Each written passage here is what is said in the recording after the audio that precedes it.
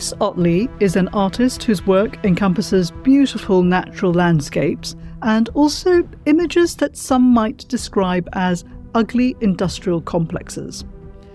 His artwork includes pictures of gorgeous birds and also drawings of microbes and photos of dead jellyfish. What prompts him to spend hours and maybe days looking so closely at these extremely contrasting things? Chris Otley takes time out from his art to talk to MetroWild about his slow celebration of the everyday. This is the MetroWild podcast, where we celebrate city life and wild nature. I'm your host, Yang-May Ooi. Chris Otley is an artist who grew up in Northumberland.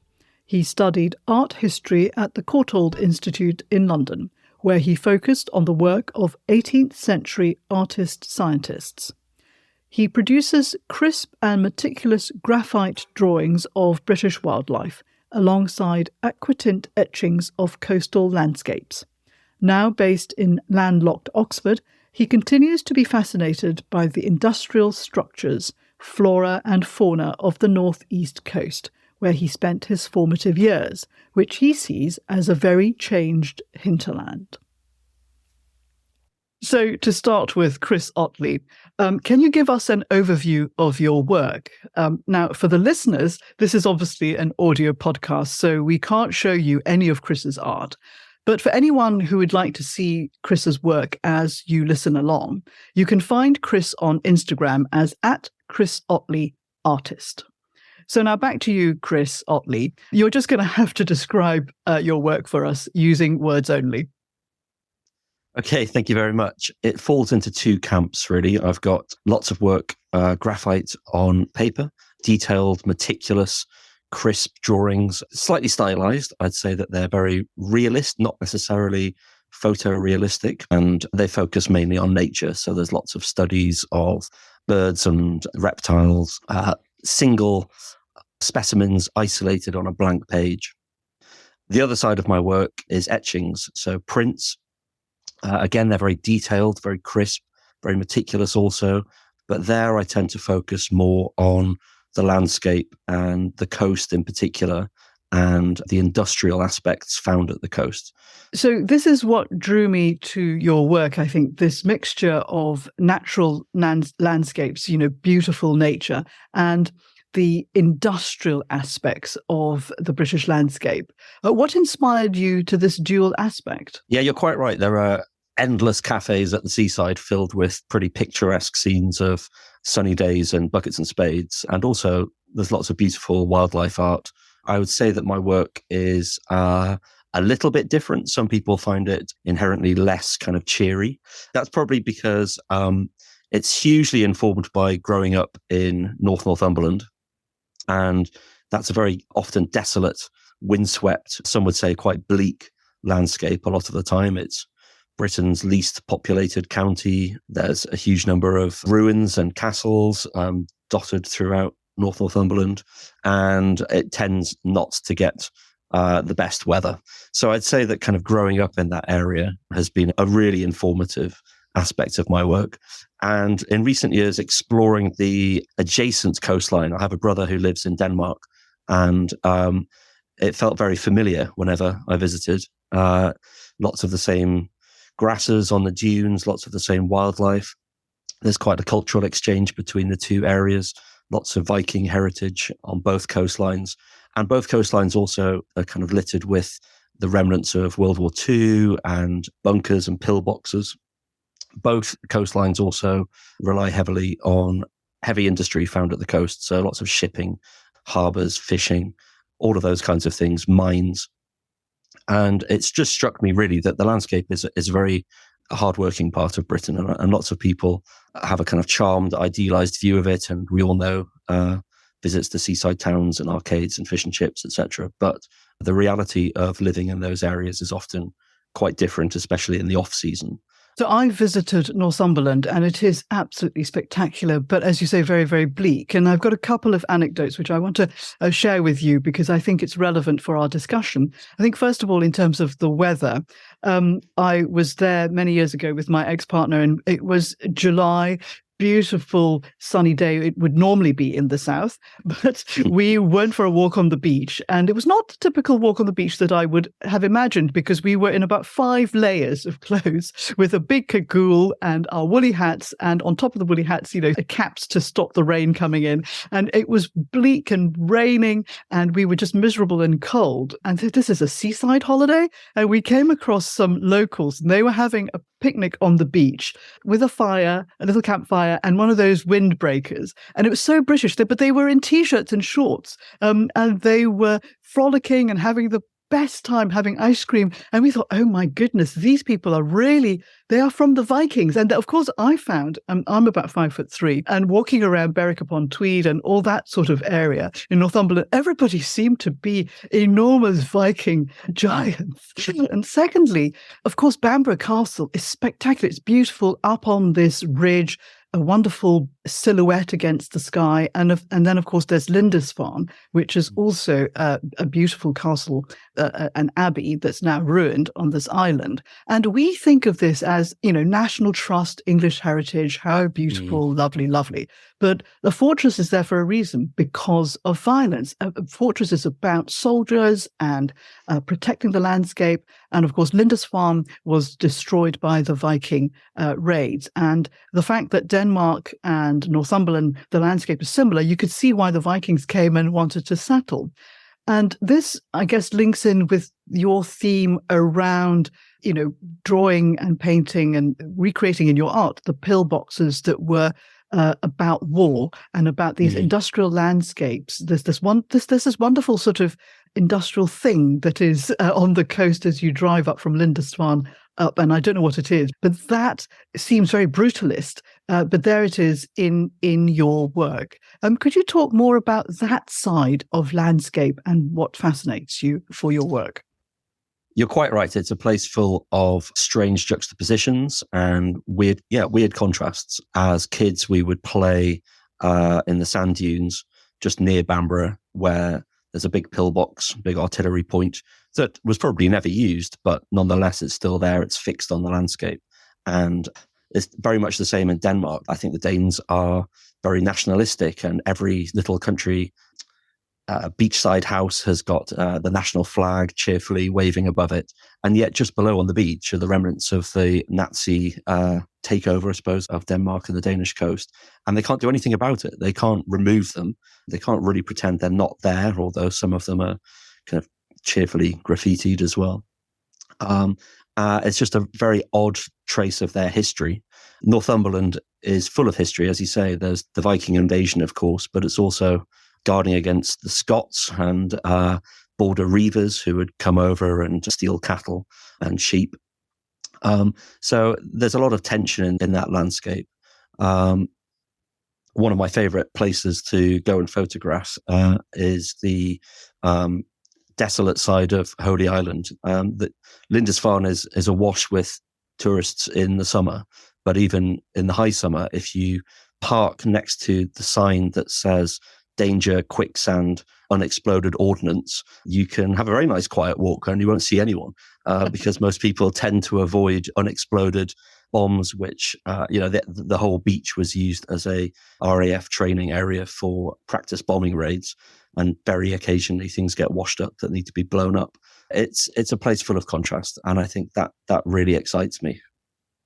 All along that coastline, you can find traces of that kind of industry. You're probably thinking of Torness Power Station, which is a bit further up on the way to Edinburgh, painted a kind of gun grey to try and blend in with the prevailing sky. And it's just an enormous, hulking concrete mess, really. But I'm really excited by those kinds of contrasts. And I'm a great believer that the more you look at something, the more you'll find fascinating within it, either on a micro or macro level. And I would hope that in both sides of my artwork, the landscape and the close scrutiny of the wildlife within it. I'm just thinking of the wind turbines. And of course, there's a blot on the landscape. It's horrible. But we need them for renewable energy because of the whole climate crisis and the depletion of natural resources. Wind turbines are something that is actually a good thing, but they are experienced by locals and by tourists as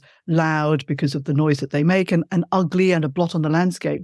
But then you think about the windmills of several hundred years ago in Holland. And of course, we have some of them here in Sussex and other places in the UK. And we go, oh, how pretty. But I bet you, they made horrible creaking sounds. And I wondered if the neighbours of the miller back in a few hundred years ago might have gone, oh, this is a blot on the landscape. This newfangled modern technology ruining my view and making such a racket. But of course, they needed that. And that helped in terms of the economy for making flour and all kinds of other things. I'd love your views on this sense of historicity that makes something more beautiful that we might experience as yuck, and particularly in terms of industry and the things that we need as humans. The whole idea of a kind of picturesque landscape is a fabrication. I mean, it comes around in the late 18th century. A lot of my background is in art history, and I spent a lot of time looking at the late 18th century. And that's the point at which landscape picturesque tourism is invented as an idea of something that you would go and visit the landscape rather than run away from it. And there was a guy called the Reverend William Gilpin who was obsessed with making the perfect picturesque landscape. And, goats were seen as not picturesque, but cows were, that kind of thing. Or he would encourage people to push over a wall to make it a little bit more picturesque. He was heavily satirized. But there is something about the kind of awesomeness of the landscape, but balanced against that, the fact that most of our landscapes are in some way created by people. They are farmed, they are managed. The big empty moorlands above my parents' house in Northumberland are now covered in an enormous wind farm. And we used to always enjoy going up there and seeing the bright purple heather spread across. It's a great place for a dog walk and completely empty, not a sign of humans in terms of houses or roads, but actually that whole landscape is carefully managed. It's burned each year. There are controlled fires. There are sheep everywhere across it, keeping certain plants down and allowing other plants to thrive. So it is a managed landscape, and arguably those wind farms are a progression of that. In some ways, they've utterly transformed the skyline, and maybe that's problematic. But on the other hand, it's allowed some of those people, there are farmers in that community who didn't have grid electricity until the last 5 years, which is absolutely astonishing idea. That has come in so recently to some of those more remote farms. And that's an enormous trade up for them to have access to that now. I do find them quite elegant as structures. I'm drawn to the big industrial aspects. When I go back up to North Northumberland, I'm always struck by those enormous, somewhat alien structures which have now landed across the landscape. So there is some continuity there, and they're no more unusual, perhaps, than those pillboxes, which everyone has got used to and would probably be upset if they were removed or if they were sold off. So, we who live in cities, lovely cities that are beautiful like Oxford and big bustling cities like London, and also I do apologise to my listeners who may be in Northern England. I am a little bit south-centric because that's where I've lived, but, Liverpool, Birmingham, all those places. We rely on electricity that is generated somewhere. We don't know where, but somewhere. We switch on a light bulb, but we have light. And we rely on manufactured goods and factories and industrial buildings all over the landscape. When we go on holiday, that's so ugly. But actually, it's people's livelihoods. When a factory closes down or an industry withdraws from a region, people lose their jobs. So actually, it's people's lives are inextricably linked with these buildings and structures. Yeah, as a teenager, I used to work in Bamburgh Castle as a tour guide. It's still owned by the Armstrong family, and Armstrong was a great industrialist. Armstrong Vickers, built tanks in this country and ships, that kind of thing, munitions. But also Bamburgh Castle, it was the site of an Anglo-Saxon kind of stronghold. Most of the castle as it stands today features some of the earliest bits of electric lighting found in a domestic setting. Armstrong had, I think, set up a kind of a hydroelectric plant in his nearby home in Cragside. So there's lots of that kind of sense of very recent history and recent industry in even those kinds of places. So I think that's important. I think there's also an enormous relationship between the landscape and the people who work within it. I talked about farming, but there's also a huge amount of fishing in that area. And a lot of the fishing community have recently kind of diversified and run kind of boat tours to the outlying Farne Islands, for instance, where there's amazing bird colonies. And that's been thrown into quite a lot of tension in recent years due to outbreaks of avian flu. So there's an astonishing puffin and Arctic tern colony on the Farne Islands, just out from Bamborough and Seahouses. But in recent years, they've had to ban landings because of the spread of bird flu. And the beaches now, this last winter, quite a few washed up dead puffins and dead Arctic terns from this huge outbreak. And tourists in the summer have been really quite angry about the inability to go and see this amazing beauty spot. And lots of the local fishing community who have been running those boat tours have also lost out on an enormous amount of income. But there are real concerns puffin colony might be eradicated, or the Arctic terns might not ever return in sufficient numbers to breed because of this outbreak. So there's, again, this difficult tension, I think, between progress and supporting the local wildlife, but also preserving it. And your work is not just about the Northumberland coast. You've done some work around the Whitstable area, and you've got quite an impressive etching, I believe, of an industrial building sort of near Whitstable. Could you tell us the story of that and how that has connected with some of the local people in Whitstable? Yeah, I've spent some time looking around more southern coasts and visiting different coastal towns, places like Orford Ness, where you can visit abandoned nuclear research facilities, where I think it's where the Polaris missile system was developed, that kind of thing. But they're now heavily protected shingle beaches. Places like Dungeness, people might know about, very beautiful, but similarly bleak and difficult landscape for lots of people to live in. And again, a big nuclear power station whack in the middle of it. Whitstable, I think, has had a bit of a resurgence in recent times, and it's a very pretty coastal town, but right on the harbour, next to all the seafood restaurants, etc., is the best structure, I think, in the whole of Whitstable, the asphalt factory. So this huge asphalt plant churning out different aggregates is, for many people, a huge blot on the landscape, but actually it turns out much celebrated by locals. So I produced an etching based on that. I saw it, it was monumental, really, quite brutal, but monumental.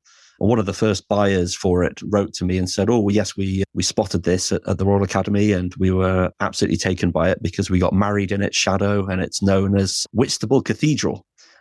So wonderful. It's really great to find out that people who live there have very much seen it as part of their landscape and part of their story. So I think that's an important part of my work, is probably just the research and discovery around things that catch my eye. And again, things are always more interesting the more you look into them. So I'd now like to look at the themes of two of your exhibitions. First, you exhibited in London in the UK, and you have also had an exhibition in New York in America. Can you tell us about the themes of each of those shows? So quite a long time ago now, I had a show in London, which I suppose helped me develop the themes that I've now focused on. It was called Repography, slightly pretentiously. And repography is a quite archaic term for the still life genre. And it kind of means a focus on the trivial or the seemingly unimportant.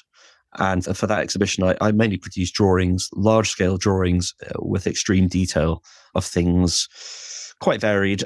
I drew from a taxidermied hippo skull that had apparently come out of a Victorian zoo and ended up in a public school.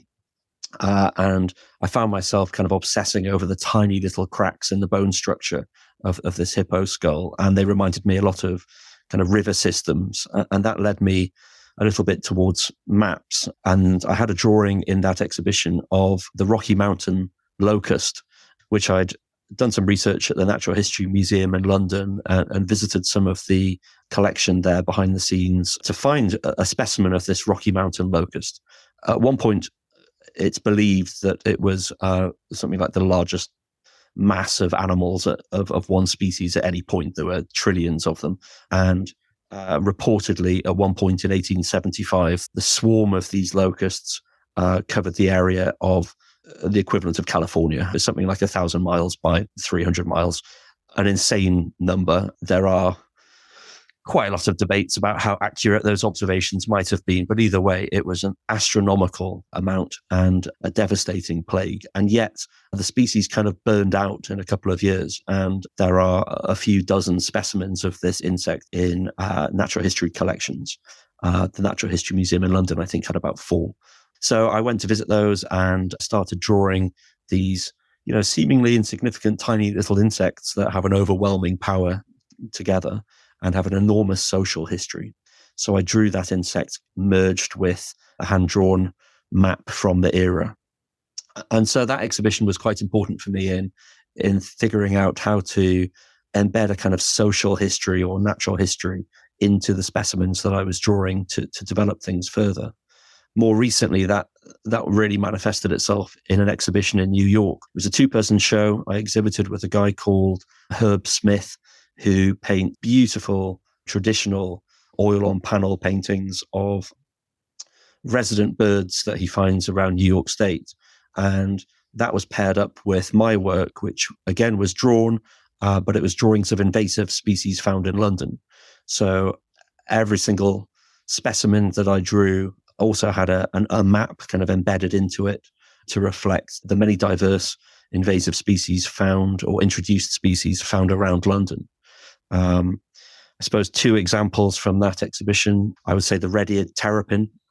If you go to any pond around the UK these days, you'll probably see a red-eared terrapin. And yet none of those are native to the UK. Most of their introduction relates back to the Teenage Mutant Ninja Turtles craze in the 80s and 90s in the UK. And apparently something like 52 million terrapins were exported from the US in a kind of 10-year period. And although they're very cute on a small scale, they are harder to look after when they get a bit bigger, and enormous numbers of them have been dumped into UK waterways. So I drew that red-eared terrapin with a map of a 1980s sewer system of London overlaid across it to kind of draw attention to that.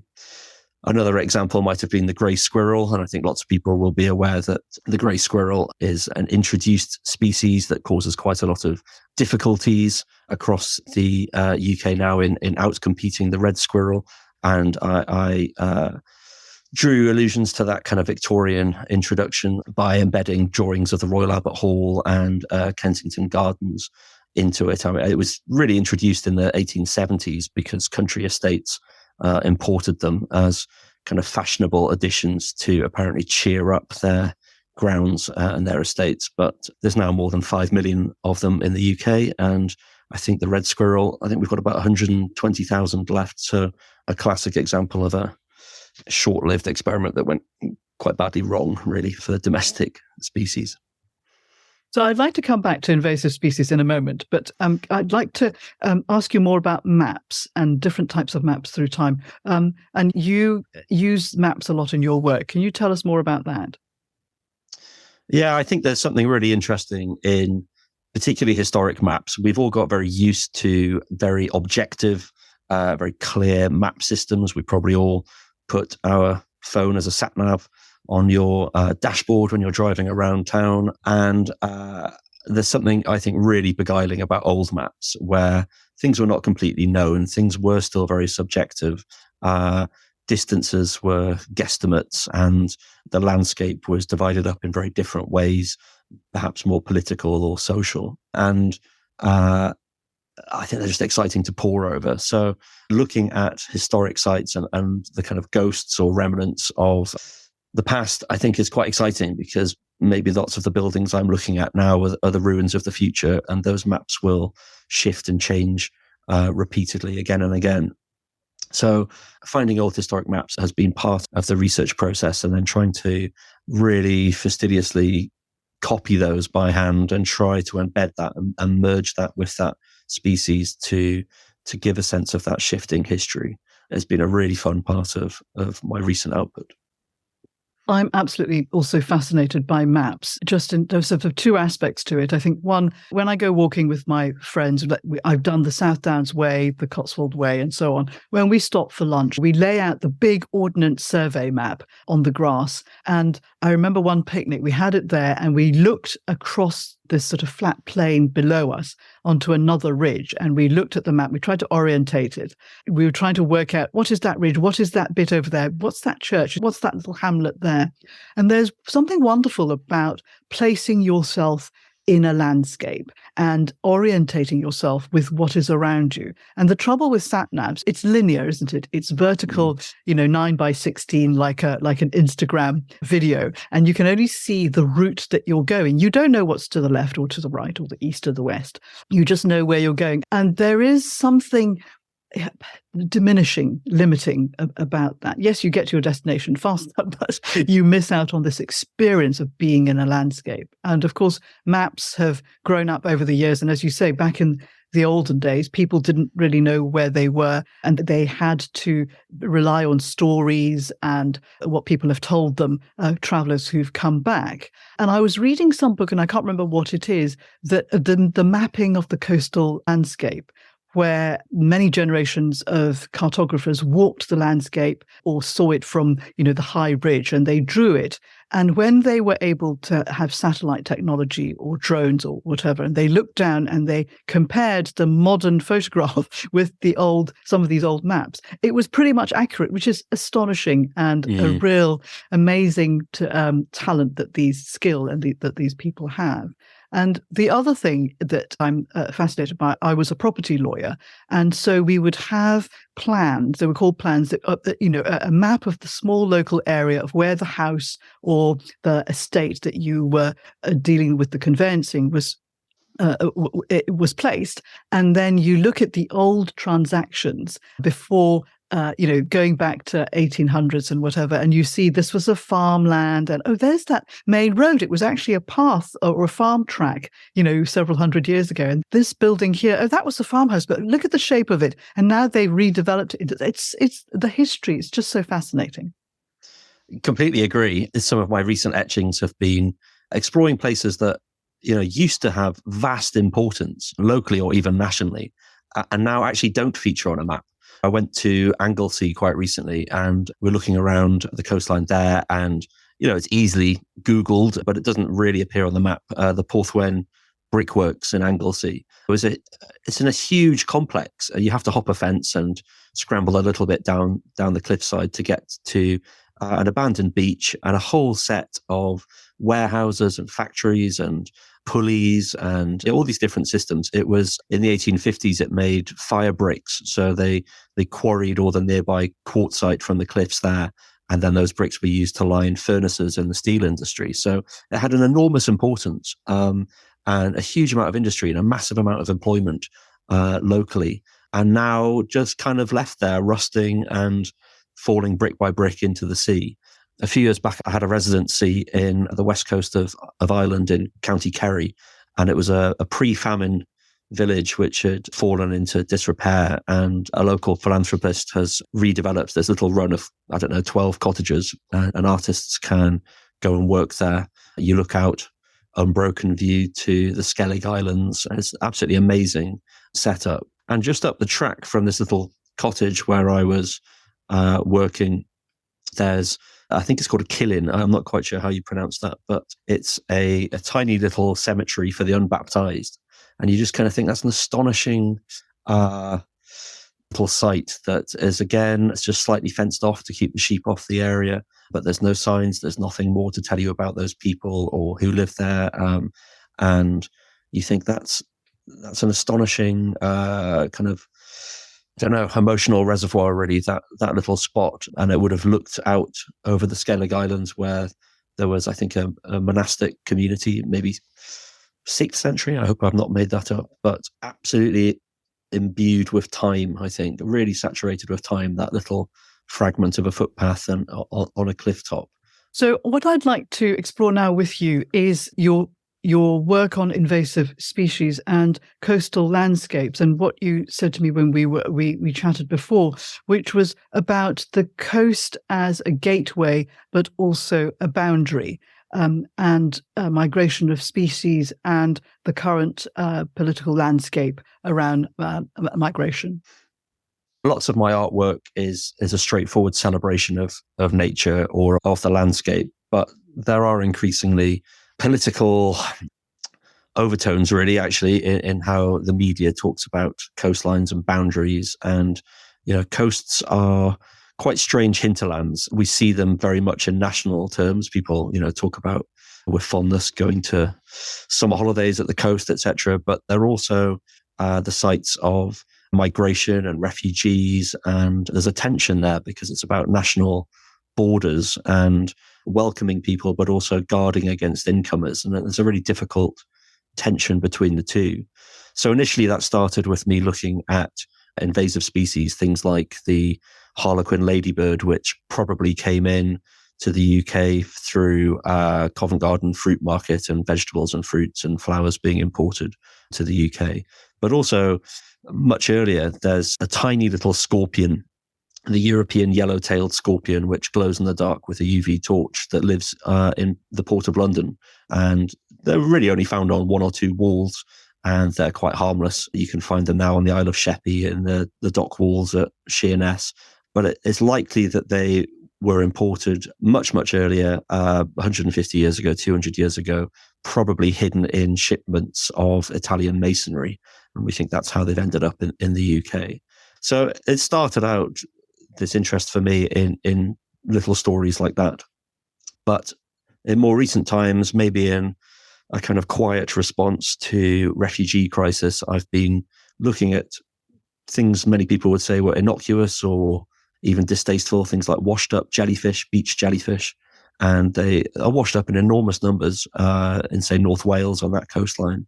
And I find them, they're quite troubling. They're quite sad. And I think that they're astonishingly beautiful when you look at them more closely. My studies of things that many people would, step over quickly or pull their dog away from or whatever on the beach could be read in those terms, and do quietly reflect on, the difficult tabloid journalism of the way that we often talk about refugees and migrants, and talk about, things like plagues and swarms. There's a lot of biological negative language, inherently basically racist language, which is to do with nationalism and kind of, guarding our boundaries, that kind of thing. And I think that that's very difficult territory. And the beach for me is a very charged and political landscape as a result. So, Chris Otley, why are you an artist? What do you get out of it? Sometimes that's one of the hardest questions for me, actually, because sometimes you're sitting there in a dark room with just one spotlight on, hours and hours into drawing the plumage on a curlew or something. You think, what the hell am I doing? This is unbelievably abstract. And it's why I've often taken studios in kind of communal artist settings, because there's a certain self-justification by knowing that everyone else is also doing this quiet, weird thing in their own little cubicle, making their own scratchings on a piece of paper. I've often said to students that I teach that work creates work, and you are rewarded by quiet, slow looking. And we don't do much of that in the current age.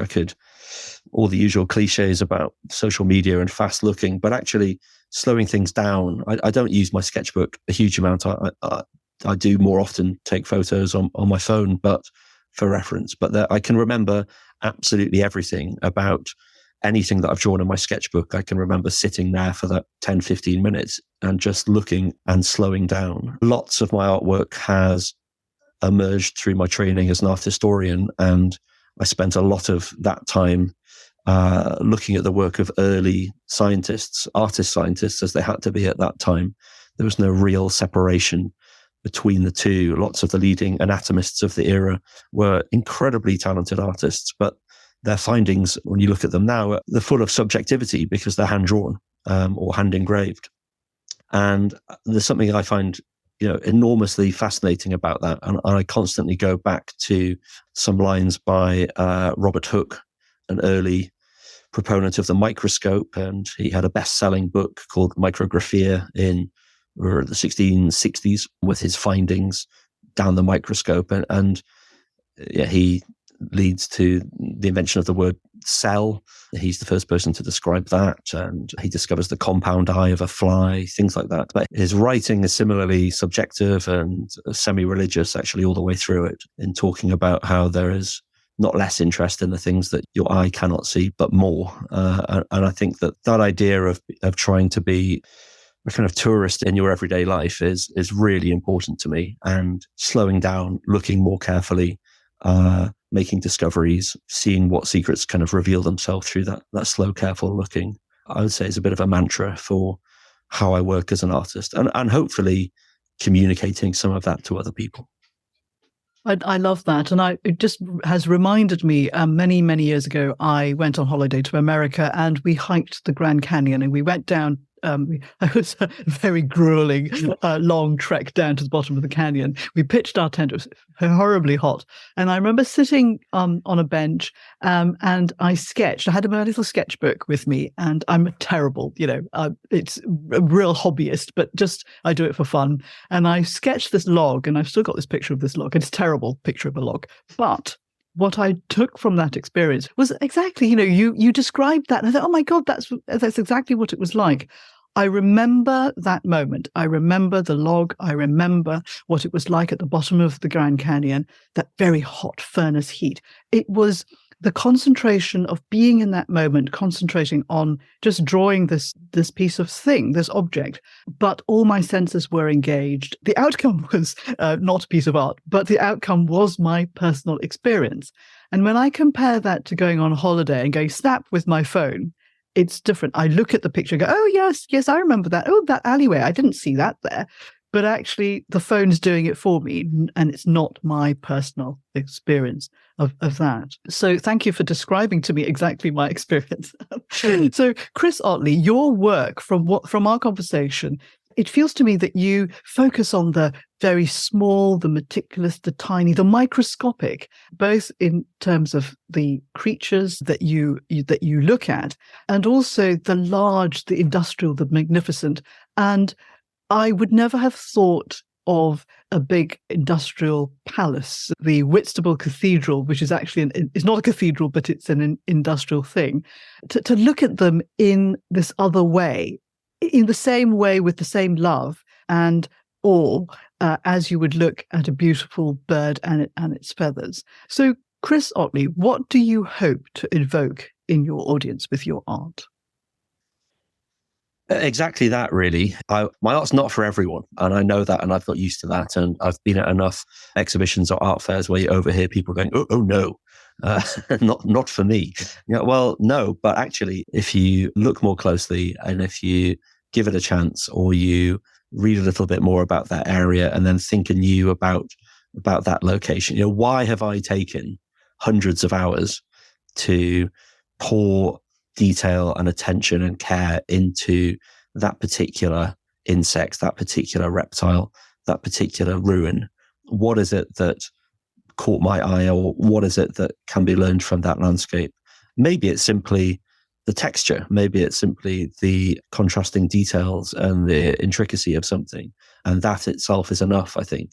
But if there are broader messages or echoes from social history, or as I've discussed, these kind of semi-political aspects to it, then so much the better. But I would really hope that at a basic level, it's a kind of celebration of the natural world around us, and something that is very easy in a city as much as the countryside to find, but it requires people to have this slow, careful looking and a bit more patience and a kind of childlike excitement about the world around them that we too often kind of grow out of or live too fast to continue. You can find credits, photos and links to some of the things we talked about on the show notes page. Go to metrowild.co.uk and search for Chris Otley. The views expressed by my guests are entirely their own and do not necessarily reflect my views. This podcast is part of the larger MetroWild magazine-style blog. Go to metrowild.co.uk to have a look at the range of articles featured there, all about city life and wild nature. And if you've enjoyed this conversation with Chris Otley on the MetroWild podcast, why not have a listen to some other episodes? There's one all about lovely hedgehogs with ecologist Hugh Warwick, and the most recent previous episode is all about collaboration, creativity and sustainability with Yang-May Ooi, founder of the EA Sustain Festival. For those of you who prefer to listen to podcasts rather than sit down with written text, I'm also offering selected articles from the blog as audio episodes here on this podcast. Go back to episode 3 for 2 articles about climate. I read for you a book review of the climate book and also a story about climate anxiety. I hope you will follow or subscribe to the MetroWild podcast wherever you get your podcasts, including Spotify and Audible. It's free. New episodes will then appear in your pod listening app as soon as I release them into the wild. A handy link to find the podcast is podfollow.com/MetroWild. And the link to the full MetroWild multimedia magazine again is metrowild.co.uk. You can also like or follow the MetroWild Facebook page at facebook.com/MetroWildUK. I'm Yang-May Ooi. You can find me on social media as @TigerSpiritUK. That podfollow link again for this podcast is podfollow.com/MetroWild. Thank you for listening and see you again soon.